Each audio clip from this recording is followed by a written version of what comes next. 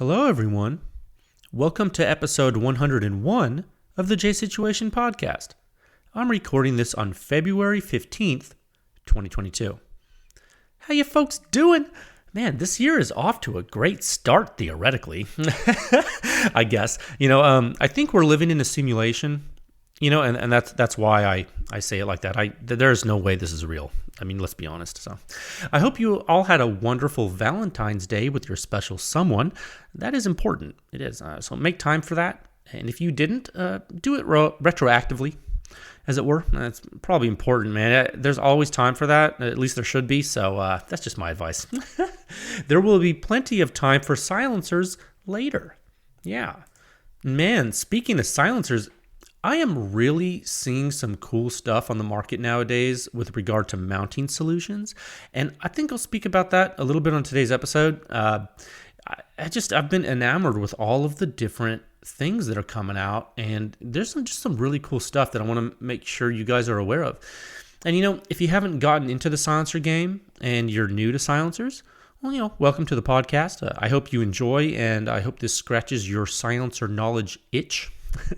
And when that itch has been scratched and the rash spreads all over your entire body, one place you can go to alleviate that by actually buying a silencer is Silencer Shop. The J Situation Podcast is proudly sponsored by Silencer Shop, the most efficient and intelligent way to purchase silencers.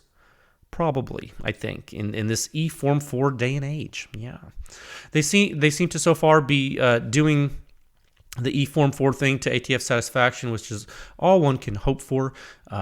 They're relatively accurate, extremely low error rate when you compare them to the industry average. They're reliable, and again, they're really forcing the ATF to be the bottleneck, which is the best we can hope for at the current time. So, there is a reason Silencer Shop has grown. They continue to innovate. You can use their kiosk, do your fingerprints, photos electronically. It's all encrypted there in their system. You cut down on errors, simplify your silencer purchasing process, money-back guarantee, no transfer fees, no paperwork errors, just you and your silencer with no drama.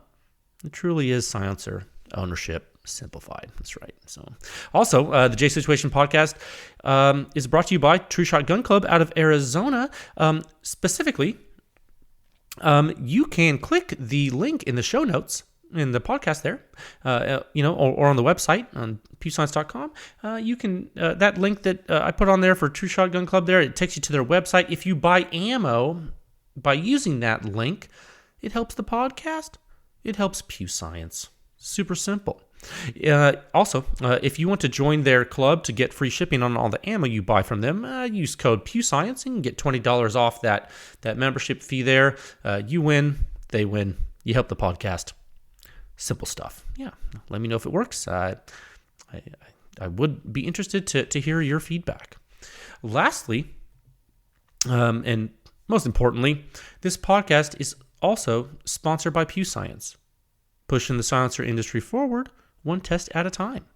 Visit pewscience.com for the suppression rating. It is the simplest, it is the most accurate hearing safe rating for your suppressed small arms. It's based on true human sound perception of the entire gunshot, more specifically true hearing damage risk to your inner ear. Okay, that's of the entire gunshot from before the combustion takes place all the way until the combustion is gone.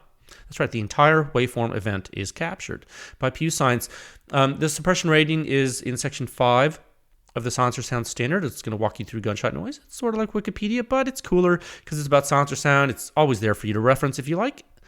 No problems. They're on the website for you. There are 7 parts.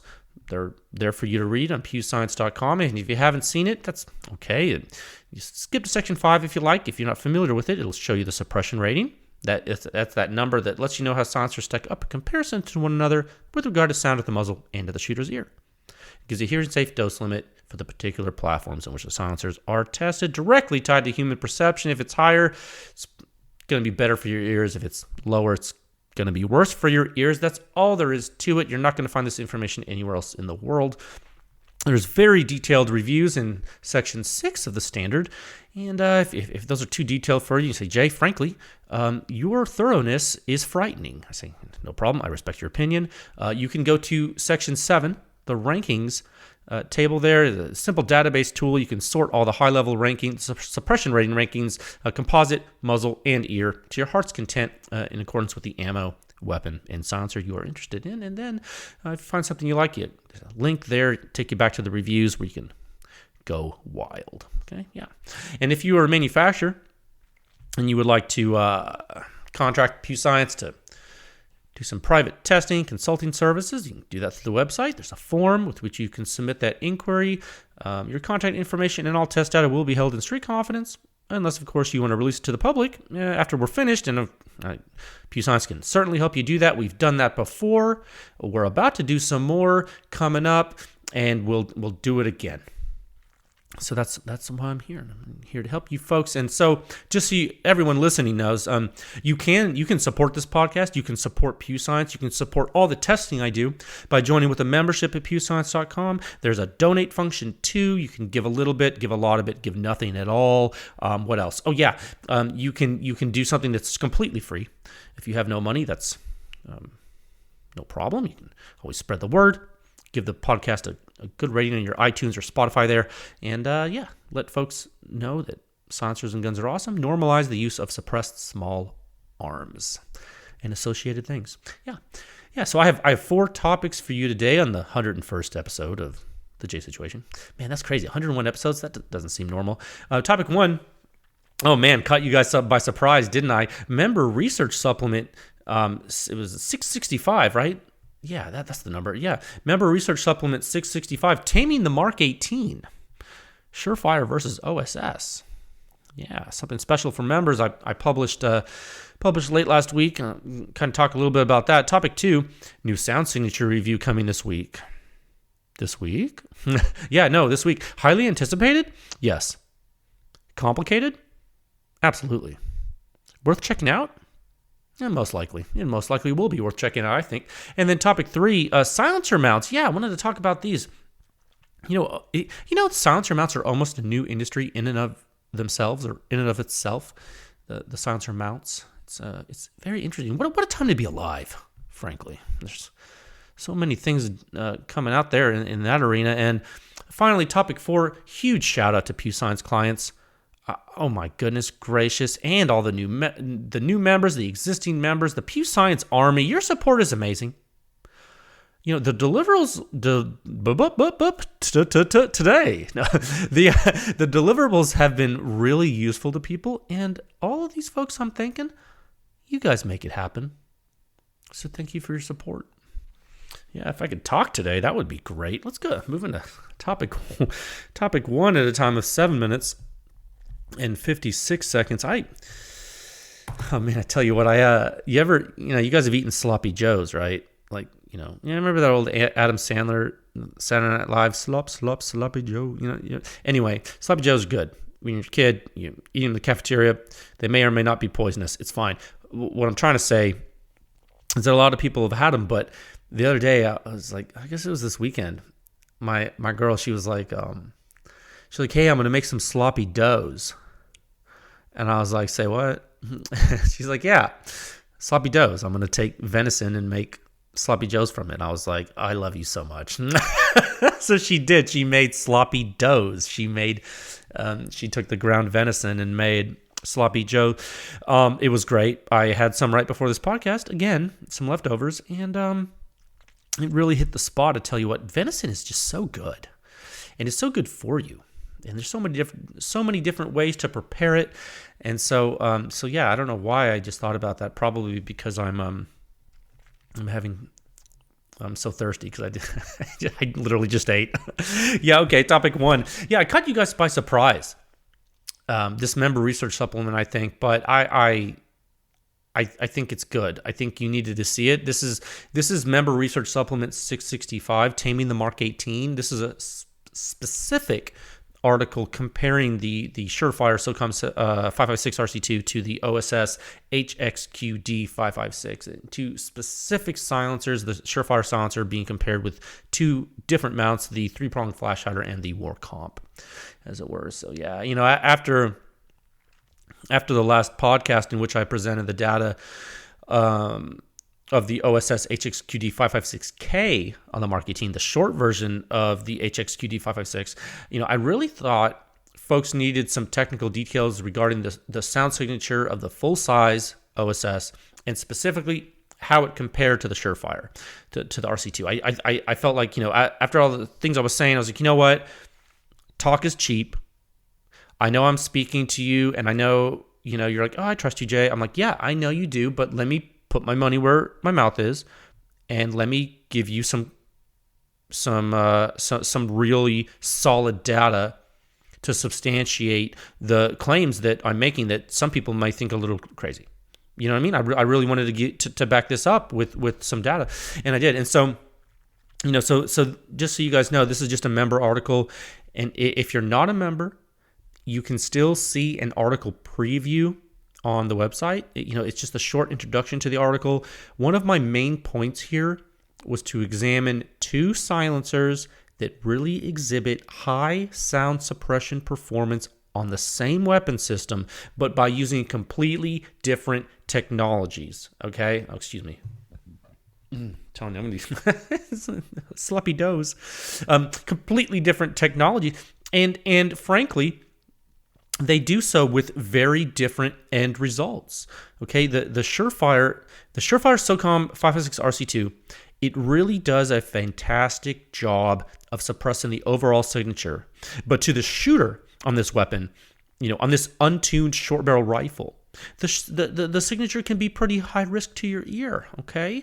And the suppression rating shows that. The detailed ratings in every review, muzzle and ear, it gives you a way to delineate the signature impact to both the shooter and bystanders, okay? And the Surefire silencer does this with a very efficient routing of gas.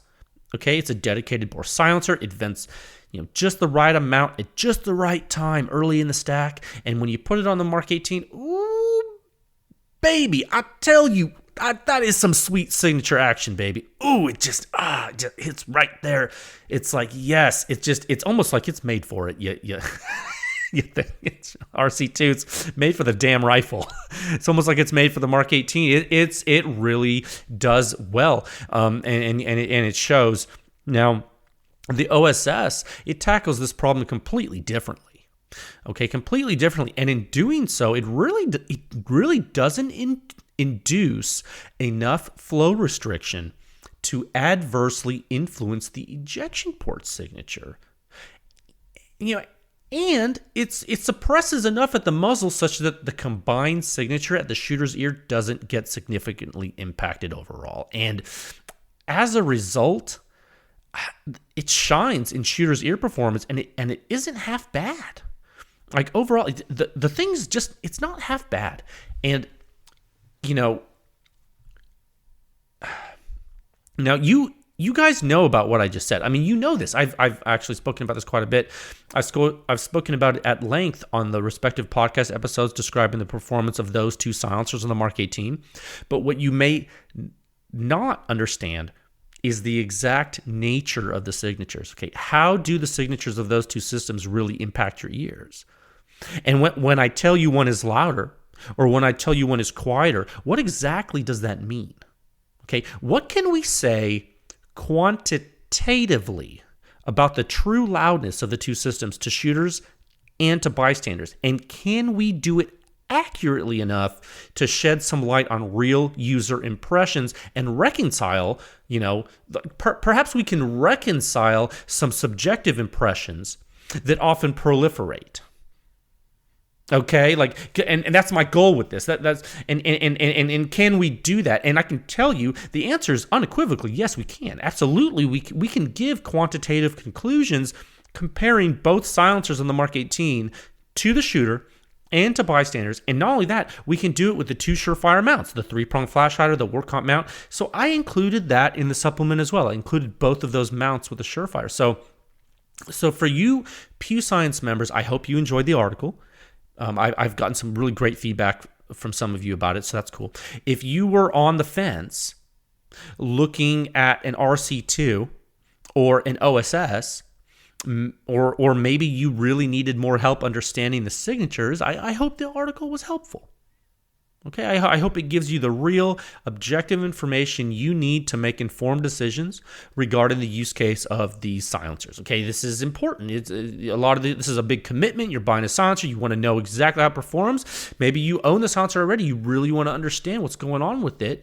There's some things you noticed. Maybe this helps you. Okay, and if you members have any questions about this research, reach out anytime. I'm here. Okay, I'm here to help you. Okay, so thank you for your support. Yeah. Okay. Got a drink of water 1 second.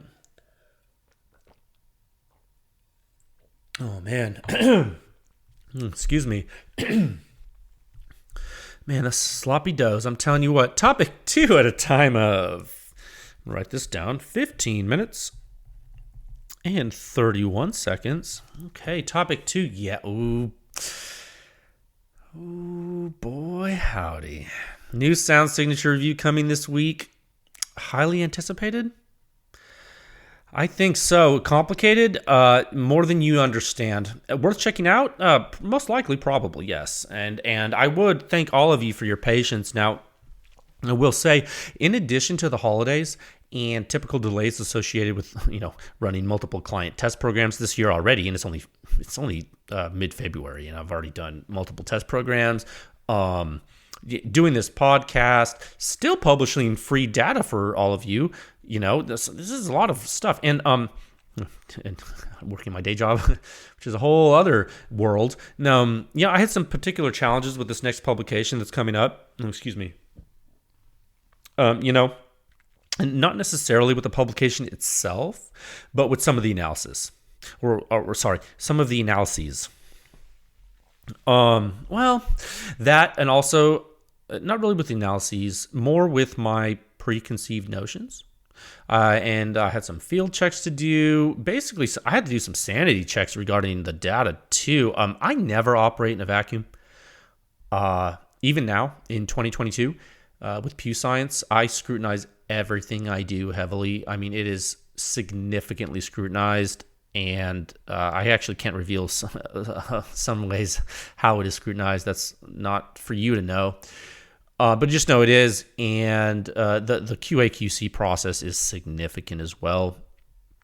I've just so you know, and I don't know how much some of you guys know about me, but I don't really speak at length about my personal background. It's not really your business.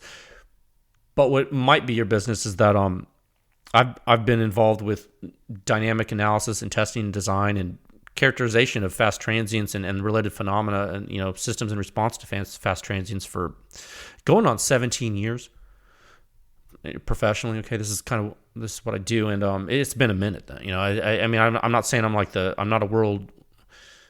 best in the world here, but I'm not new to it. Okay, it's I'm going on, in a few years it'll be 2 decades that I've been doing it. Okay, and so when I test a silencer, I don't just test the silencer. I gather the data, I interpret the data, I analyze it, and I publish it, and I publish that data, and I publish that analysis and those conclusions to the public, for the public, on the website, and most of you listening have been to pewscience.com, where I publish all of this stuff. And so let me be very clear to you. I'm not speaking about anyone else right now. I'm not comparing myself to anybody else. I'm just speaking about me and what I do with Pew Science. Okay. When I publish something, it means I have vetted it and I understand it. And at the time of publication, it meets my standards of publication. You feel me? So what does that mean? That means if for some reason I learn something later that could significantly change a conclusion or answer previously published, I mean, I haven't done this yet, but I envision that I would go back and either redo a test or publish an addendum or errata to a publication, or something like. So it means that, like, at the current time, anything that is published has to pass muster, and that's not like a general statement. That means at the current time. So the publication that's coming this week needed to pass muster of current standards. Like the standards are always getting more stringent as I go on. And so I mean, that's all we can do, right? All we can do is improve upon what we've done before. And each time we do something, make sure that it's even better than before. It's like there's no resting on our laurels here. We don't get complacent in our standards. We only increase in quality. We don't decrease. You're never going backward. You always have to go forward. Without moving forward, you're dying. Okay? That's just how life is in general with everything you do. So I just want to tell you that, like, I don't... This is basically a long way of saying I care about what I'm giving you. And if I didn't, you wouldn't have Pew Science. You would have what you had before Pew Science. Okay? I should say that again. If I didn't care, you would not have Pew Science. And what you would have would be what you had before Pew Science. Okay? I said that twice because it's really important to know. And I'm being super sincere. Okay? And I just wanted to make sure this data was right and the analysis was correct. Okay? And this is one of those times that you have to leave a lot of what you think you know at the door. You need to keep an open mind. You need to really go back to basics and see if you have any preconceived notions or assumptions that are wrong. And for all of you, you will see this data analysis for the first time this week. I, however, have had this data analysis for a very long time. And I needed to perform supplementary testing, actually, to prove some things to myself before I had to actually go back and test again.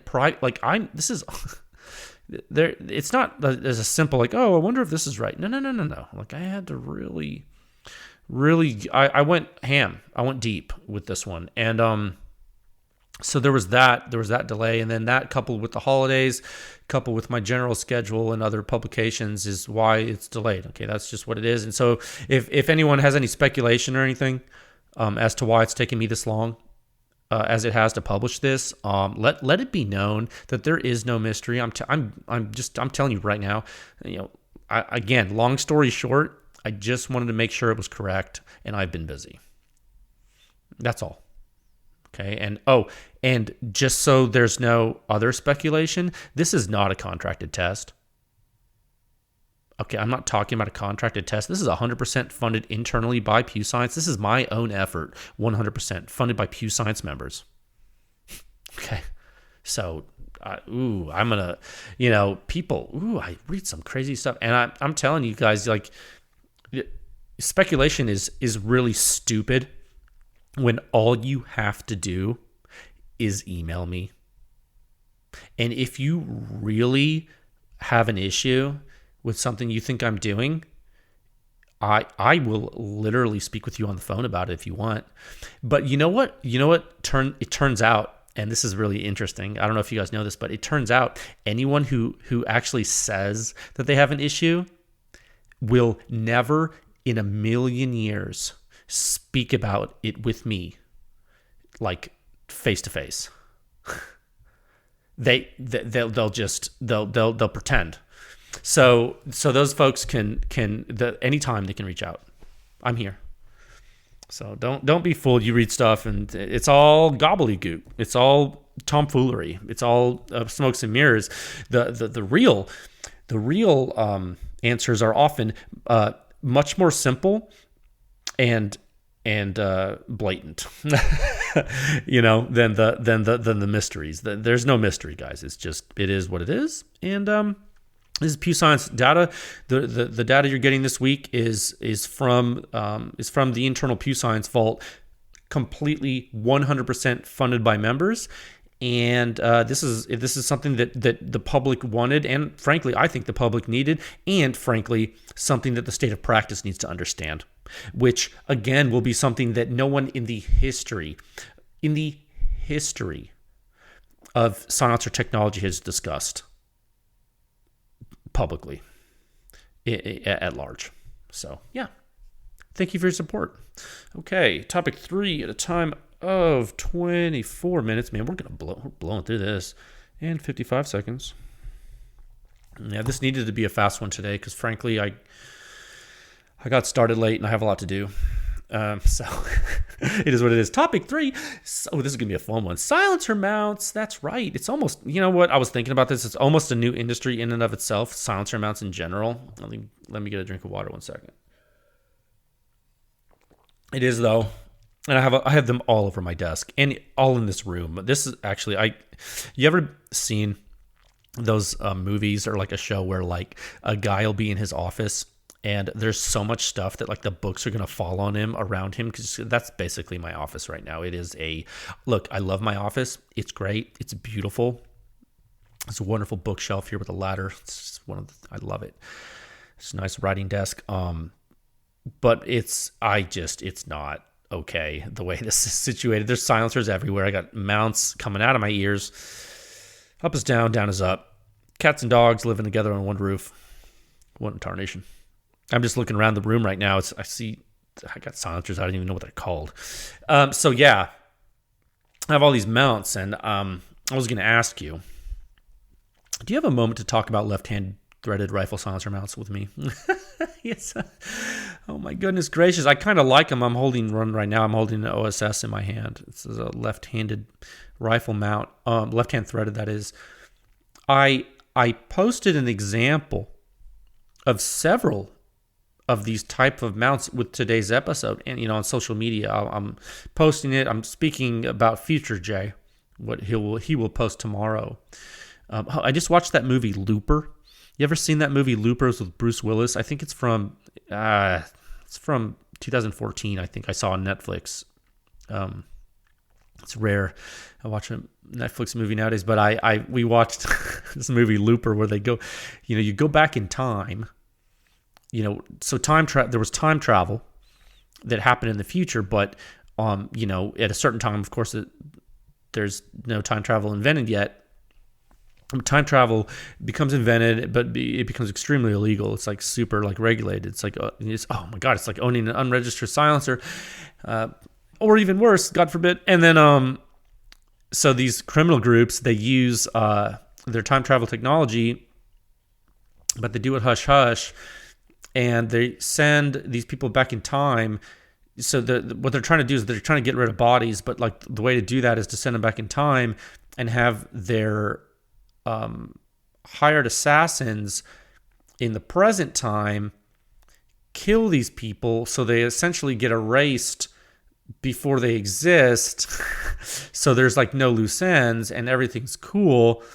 But these hired assassins, it comes a time where they'll be so old that they exist in the current time. So what they do is the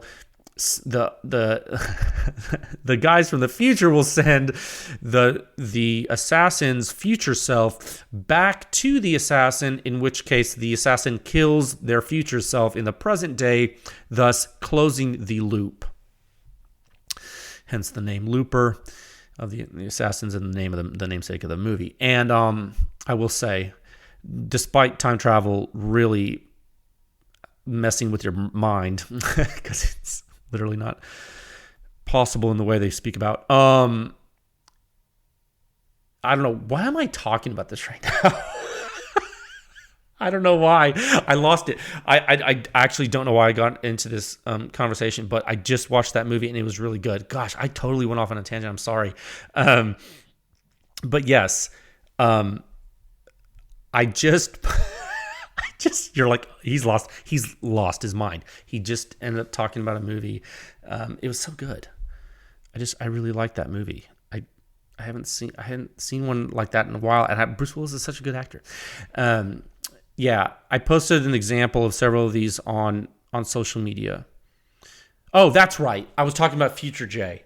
Right. So if I could time travel, that's what I did. You'll see that tomorrow if everything goes according to plan. If current Jay posts as Feature J, you will see a picture of an OSS silencer with its mount. You will see a dead air Nomad with a dead air Xeno mount and associated coupler by themselves, and you will actually see the dead air Nomad with a CGS mount coupler in the back of it, and on the rifle will be a CGS flashlighter. How's that for a roundabout way of telling you what I posted? Let's talk about time travel and forget. That's ironic. So in the photo, you're going to see, CGS flash hider, the mounts in the back of the Nomad. They're all left-hand threaded. The CGS mount, the Dead Air Xeno mounts, the OSS mount that goes into the back of the OSS silencer, they're all left-hand threaded.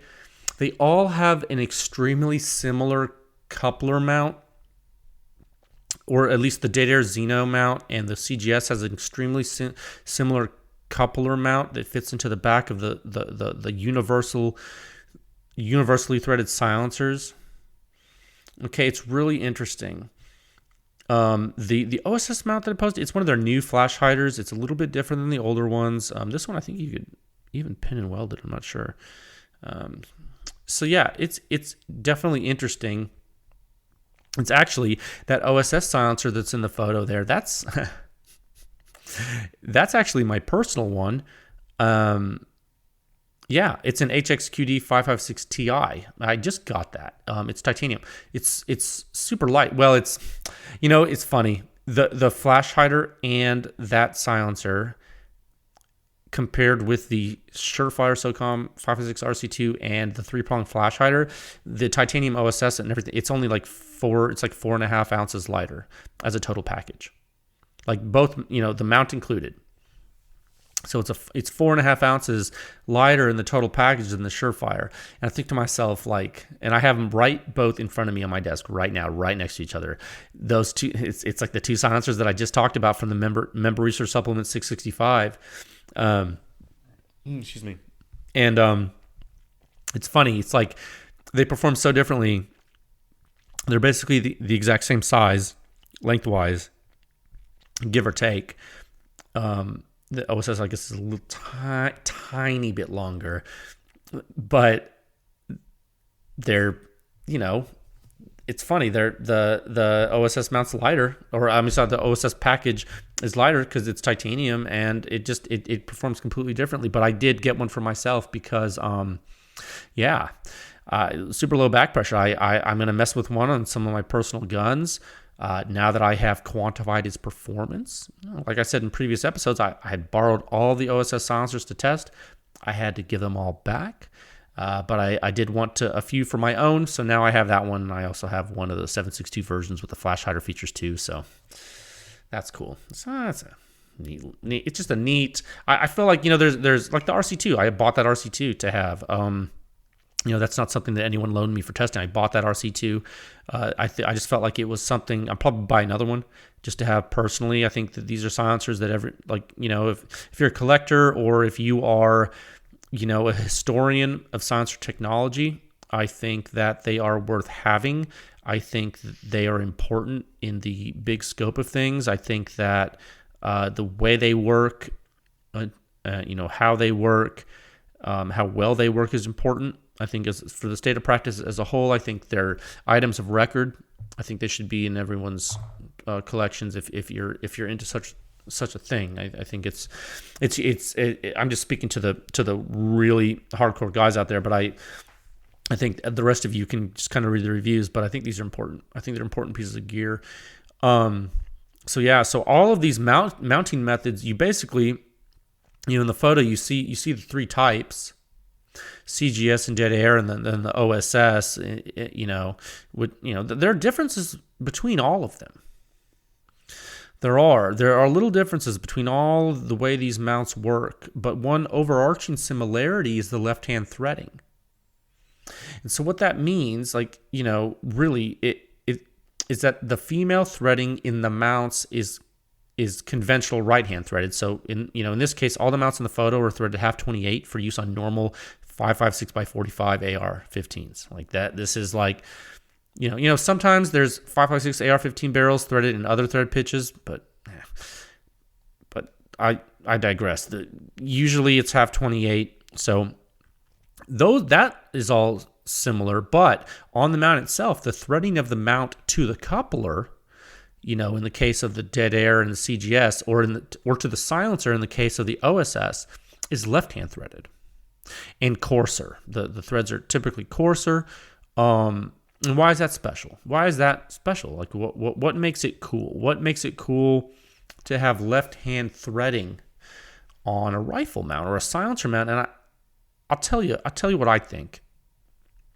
It's because if your mount gets stuck in its coupler or in the silencer, you can rotate the entire assembly while it's still on the gun, if you wish, clockwise, looking at the muzzle end, and that will loosen the silencer off of the mount. Because righty-tighty for the silencer becomes righty-loosey, which is weird, but that's what a left-hand thread does. And and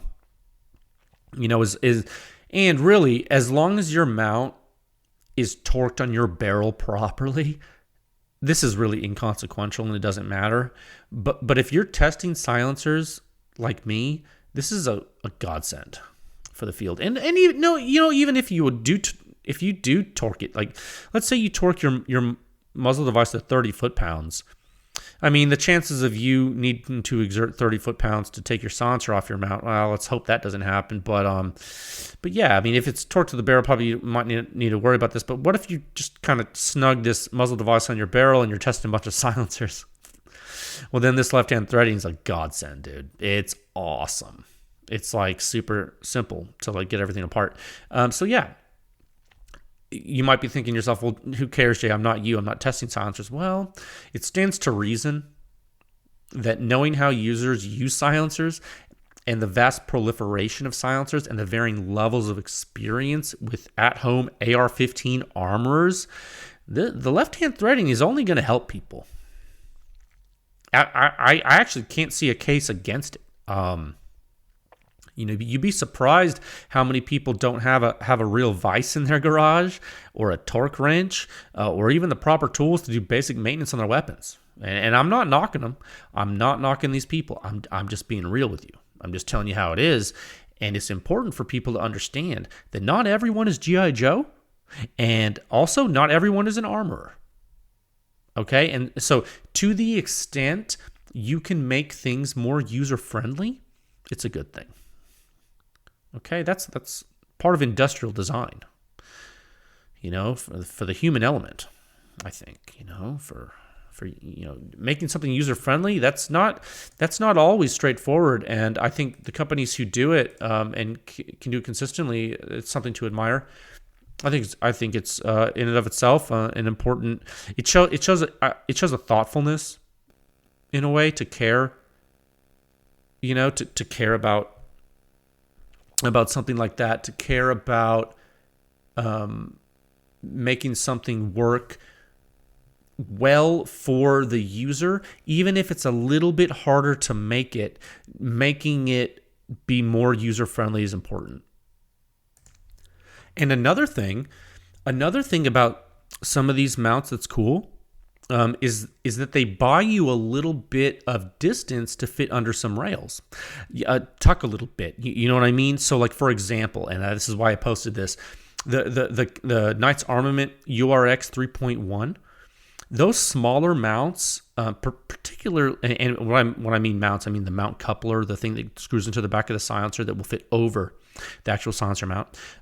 Those smaller couplers, and particularly the CGS one, it can help you tuck a little bit under some rails. So that is actually kind of cool for those really oddball, barrel sizes and rail size combinations people want to run. So that's cool. I think that the Xeno mount can do that in a capacity too. You just really got to measure the inner diameter of your rail for your rifle. No dice with the OSS though. In fact, and I tried to do this right before the podcast because I couldn't remember. With the OSS silencer, if you like, for example, that's not going to work on that gun I have in the picture because that barrel is way too short for that rifle. or I'm sorry, the barrel's way too short for the handguard. That's just an experimental thing I'm doing right now. But with I took the Mark 18, the standard Daniel Defense test upper, the 10.3 inch barrel with the Daniel Defense rail, and with the OSS silencer. Sure enough, yeah, you got to have the with this new mount, at least I have. You have to have the machined washer between the mount, like on the barrel, before you put the mount on, to get enough offset to clear that rail of them on the Mark 18. But that's just the Mark 18. That 10.3 inch barrel with that handguard, that's the craziest thing ever. And almost every single silencer needs that operates from a separate mount needs that shim, because the silencer body will go into the rail when torqued all the way, when put onto the mount all the way. Like, case in point, the Surefire.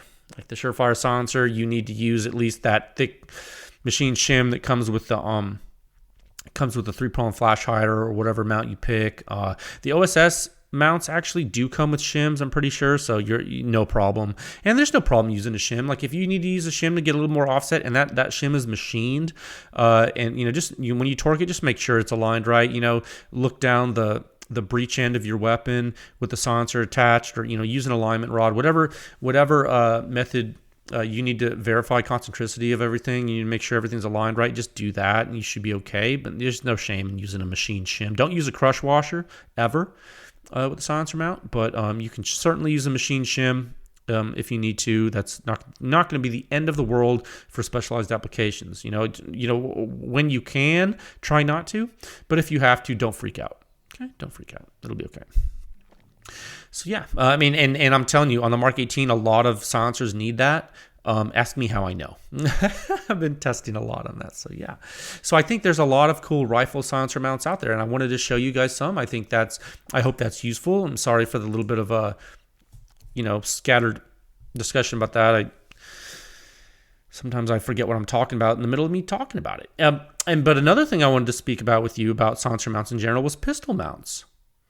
Okay, and I'm really loving that Griffin Easy Lock, guys. I carry it on my everyday carry weapon right now, and on my FN, and that thing is on there when you tighten it. Like I torqued the Easy Lock onto my barrel. I believe I used 20 foot-pound. Was it 20 foot-pounds? That can't be right. That seems high. I can't remember right now, but it was enough to be fine. And so it's okay. I'm sure I said it on the podcast where I discussed Easy Lock. If you want to hear that conversation, you can search Easy Lock on my web on pewscience.com and certainly find the episode in which I discussed it. That thing is on there. And when you tighten the silencer on with the Easy Lock piston onto that mount, ooh, baby, that is good. I tell you what, it is just so tight. It's so great, and it's not coming off when you shoot it, and it just makes me so happy, and I can't express to you what a step forward that is for pistol silencers. I don't understand why more people aren't talking about it. I mean, I've seen some people, but I am just amazed that more people are not freaking out about this.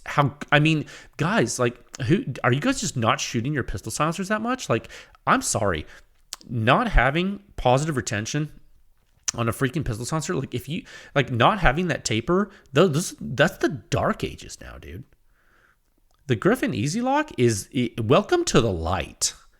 I mean, as long as that thing is aligned correctly, just verify that. Like, holy guacamole, guys! Like, come on. I mean, I know some people are disappointed because, I bought cam lock and now I have to get rid of it because I'm like, okay, if cam lock's working for you, you don't have to get rid of it. But yeah, if something better comes out and your other stuff isn't as good, well, too bad, so sad. At least it's not a silencer. At least there's no wait time for it. It could be way worse, dude. Trust me. Been there, done that. So, I'm not telling you to go buy the Griffin Easy Lock. I would not ever tell you to go buy anything. But I am telling you that it's working for me very well, and I'm very excited about it. And frankly, I'm impressed that it's real. And it's I kind of wanted them to do it, and they did it. I'm a little bit, I'm a little bit in disbelief, but at the same time, pleasantly surprised. And what better a surprise to have than a pleasant one? So can't complain too bad. I think we're living in the golden age of silencer technology. And yeah, I am hoping Griffin will make it for every single pistol silencer, or the at least the pistons. I think they have a lot of them covered already. I think getting more out there for some of the other types would be cool.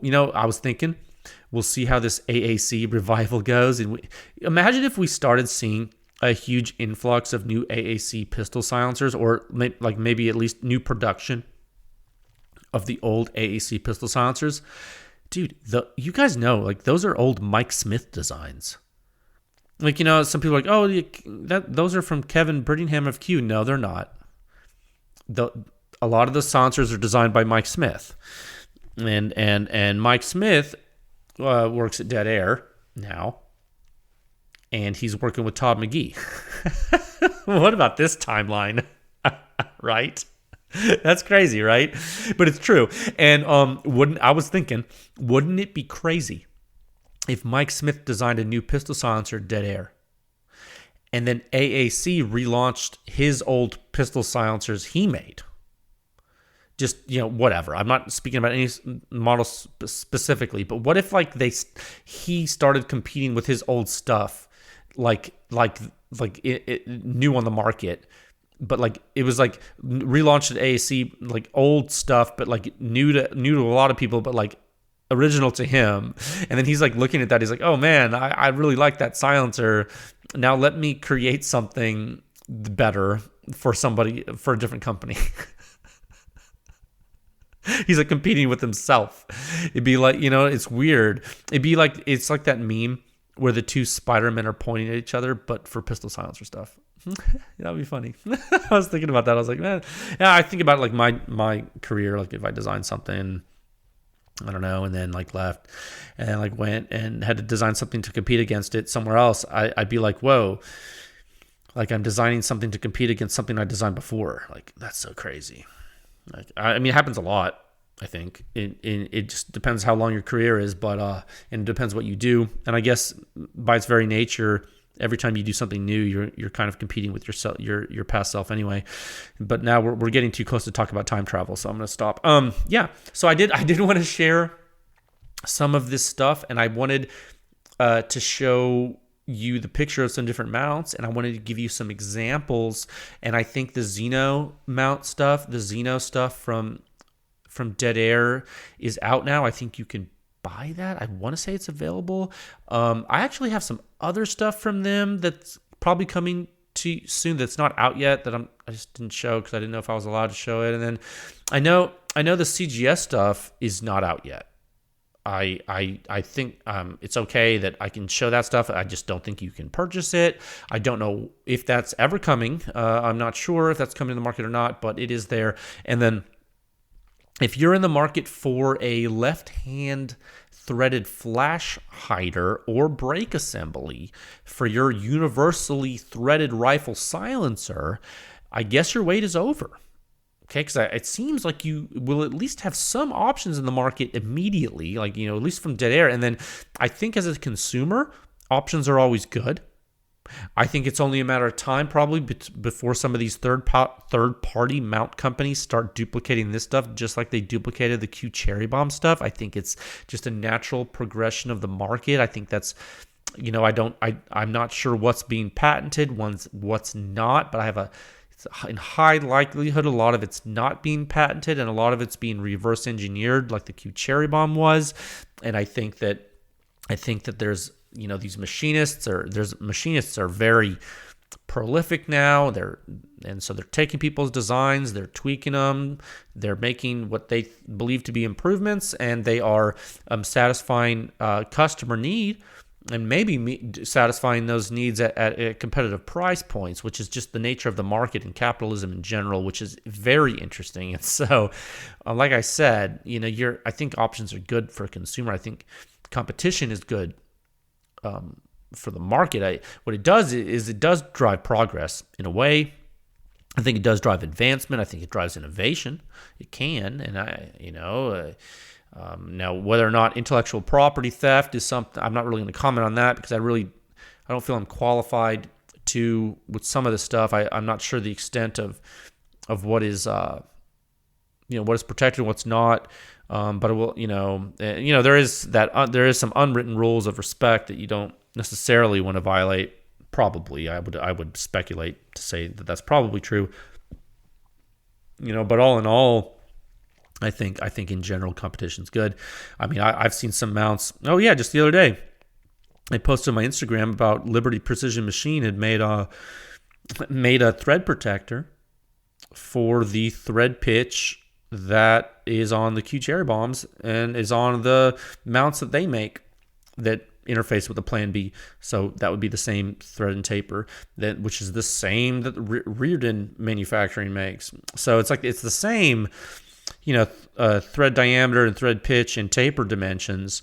But Liberty Precision Machine made a thread protector, and I actually reposted it on social media because I thought to myself, hey, this is actually pretty useful to folks. It's not that expensive, and guess what? I have totally had a problem with a cherry bomb in testing. I went to test some Q silencers one time, and I torqued the cherry bomb onto the gun, and I went to thread on one of the Q silencers. It was either the Trash Panda or the Thunder Chicken, and I could not thread that on that cherry bomb and I was like, oh, and I didn't want to force it because anytime you kind of resistance when threading a silencer on, it's generally a good idea to stop and assess the situation before you break something.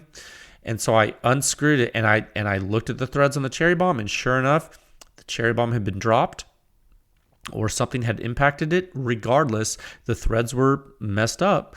And it wasn't that big. It wasn't that big a ding to keep it from working. And I saw that and I was like, oh, that sucks. And guess who didn't have another cherry bomb for that thread pitch for that barrel during that test session? This guy. It was early on. I think it was last year before or something, and those two silencers didn't get tested that day on that particular host because of that cherry bomb issue. And so that was actually some lost time. It actually cost me money. That issue cost me money. And because that's cost me time. So that wasn't like, oh gosh, I guess we can't shoot today. That was like, oh gosh, I guess we're not. I didn't get to take advantage of this range time with these silencers that were in this planned test matrix. So that was a big error. And it was my fault. I should have definitely checked that before I left. Back in the shop, like that was not something that shouldn't have been a field problem. That was definitely a preparation issue on my part. I take full responsibility for that. But that was an expensive issue. And so when and it was my fault. I take full responsibility. But when I saw that Liberty Precision Machine had added an option for a thread protector, and they're selling those, and I don't know what they are, like $20, $30, I was like, huh, that's interesting. I wonder if folks have ever had the problem I had. What I'll do is I'll share this, and perhaps it will help others. And I shared that, and a bunch of people messaged me and said that it helped them. So I was like, mission accomplished. If I can help one person, mission accomplished. Yeah, I ended up helping a lot more. Gravy. Dude, that's awesome. So, and hopefully when you guys are hearing this, maybe you go check them out. Maybe you need something like that. Maybe I help you too. Okay. So yeah, all in all, I think competition's good. I think these mounts are cool. I think sometimes I think that I don't like the universal mounts on the back of silencers, but now that I see actually what can be created with that, maybe I'm starting to like it more. I mean, maybe I didn't like the universal mount as much because I'm not like a huge chemo fan, or maybe it's because like I wish Rugged would make one, or I don't know. But the more I see like this left-hand thread stuff, man, that's cool. And so yeah. Drives advancement, drives innovation. I think that's the spirit of Pew Science in general too. So that's congruent with my goals. That should be congruent with yours. All right, let's move into topic 4 at a time of 54 minutes and 16 seconds. Are we going to finish in less than an hour? Oh, we are. That's good. Okay, yeah. Topic 4. Huge shout out to Pew Science clients and the new and existing members. Your support's amazing. The deliverables happening as a result of your support have been useful to the community at large, and I think have been advancing the state of practice. And you folks making it happen is important. So you should all take a moment to pat yourselves on the back for basically improving the entire industry. I mean, you're doing it yourself by supporting this. Just so you know that you do have a part in this. You are responsible partially for improving the entire state of practice in the silencer industry. Like, isn't that crazy? Like, you're definitely playing a part. That's awesome. And we have some really neat testing coming up, like big time. Huge shout out to the R&D clients at Pew Science. It's getting hot and heavy and crazy. The silencer companies who they're the salt of the earth that are funding testing, guys. Like, you don't even know some of the stuff that's happening. It is off the chain. Some cool publications coming up for some client work too. Some of the past client work that's already happened this year is going to be, and that happened last year and that happened before is going to be coming out. We just have such a packed schedule. Don't release everything at once, but some cool stuff's coming out. Actually very soon, not this week. That's like I said, it's going to be after that. So yeah, and the Pew Science members, remember, I mean, the R&D clients are one thing, but the actual members of Pew Science and the consumers, you guys, you are making this possible. And the podcast, you're making the podcast happen too. You're making the entire effort shine, and it's shining just as bright as I hoped it would. And it's thanks to you. And all of you shine, man. You shine right along with it. Stay tuned for some data this week. It's going to be wild. It's going to be crazy. So, yeah. Stay safe, friends. I will talk with you folks again soon. Bye.